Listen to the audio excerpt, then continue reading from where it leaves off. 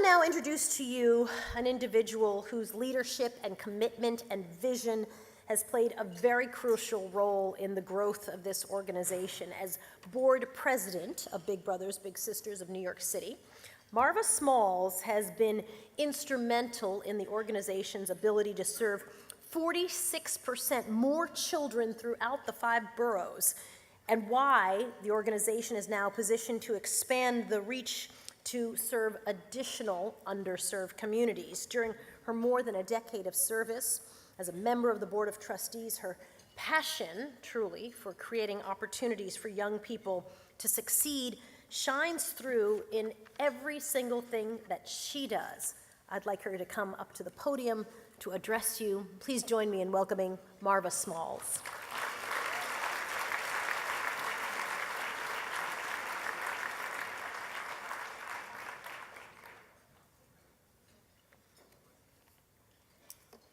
Thank you, Soledad. I'm a huge fan, and I especially thank you for your integrity and your courage as a journalist and for your support of Big Brothers Big Sisters of New York. We are honored once again to have you here tonight.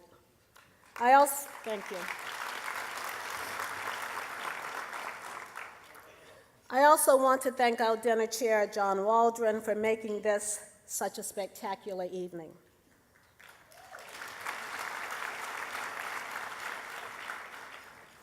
And I have to congratulate tonight's honorees, PricewaterhouseCoopers, for all your support you do for Big Brothers Big Sisters and in holding us accountable. Sorry, couldn't resist. And Brandon Marshall, who not only knows how to catch the ball, but how to run with it to help children in need and to make the world a better place.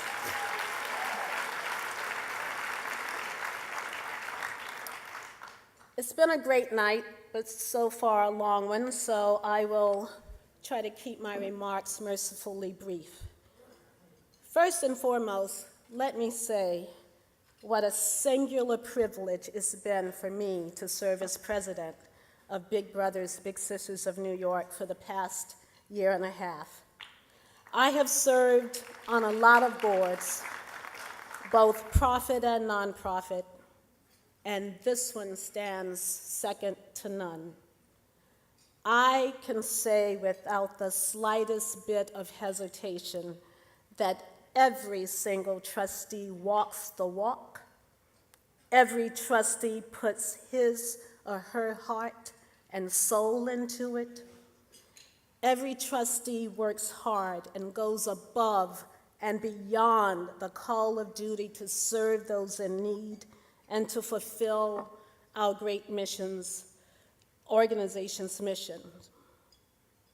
It's been 15 years since I joined Ed Gardner, but I remain in awe and wonder. And while my tenure will come to an end in July, like those who served before me, Ed, Laura, John, Tawana, my service and commitment to this organization will not wane. So I'd like to say to my fellow trustees, thank you for your partnership, your leadership, and for making my job so easy and rewarding. Above all this evening, I'd like to issue an urgent call to action.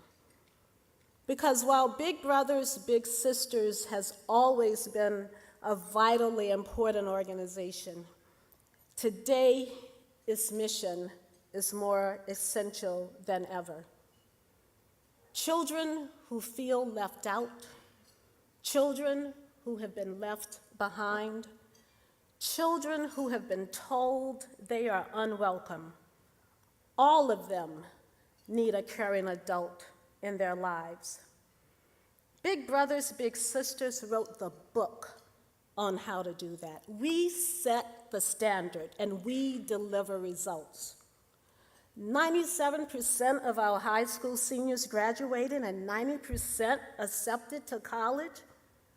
Really? But this is more than about numbers.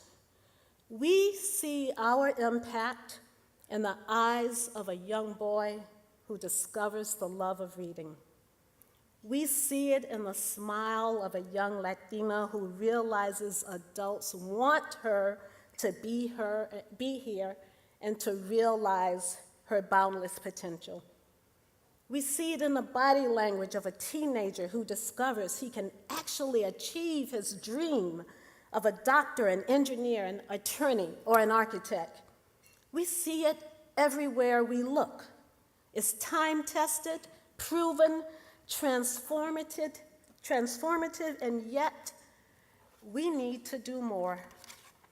There are well over 500,000 children living at or below the poverty level in New York City today.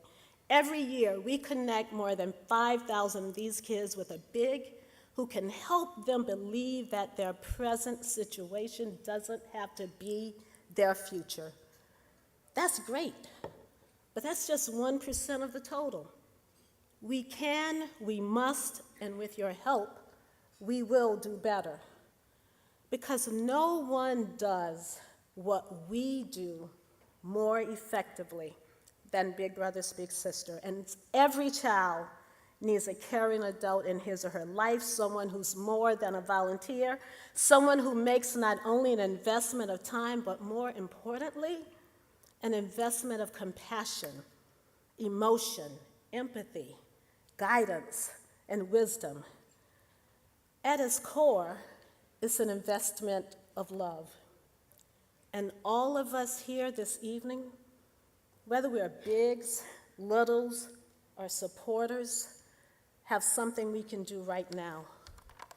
For the children we seek to lift up, for the neighborhoods and cities we love, and for our own fulfillment in being part of a community where we all are our brothers and sisters' keepers, in deed as well as word. You've already been asked to text a pledge this evening. To those of you who've done that, I say thank you. And to everyone else, I urge you, I implore you, from the bottom of my heart to give, and to give some more. I know that many of these tables are the products of corporate donations for which we are immeasurably grateful. Those of you sitting at those tables can do even more as just individuals. And all of us together can help close the gap between the need of what we do and our capacity to meet it. What helps me put it in perspective is when I play the what if game.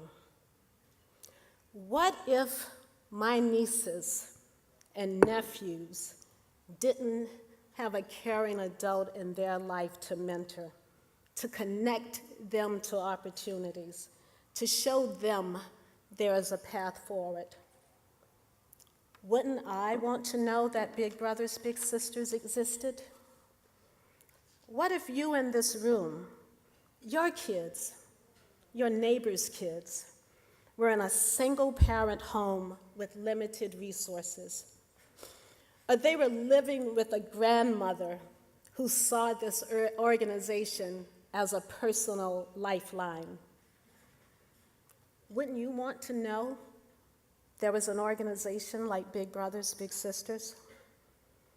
There are countless grandparents, parents, aunts who wish they had the resources but don't. They rely on us.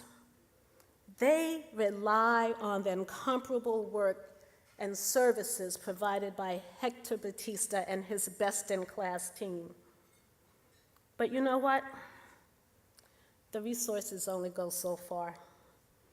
We leave young people behind, not intentionally, but because we can only allocate the resources we have. You can help change that.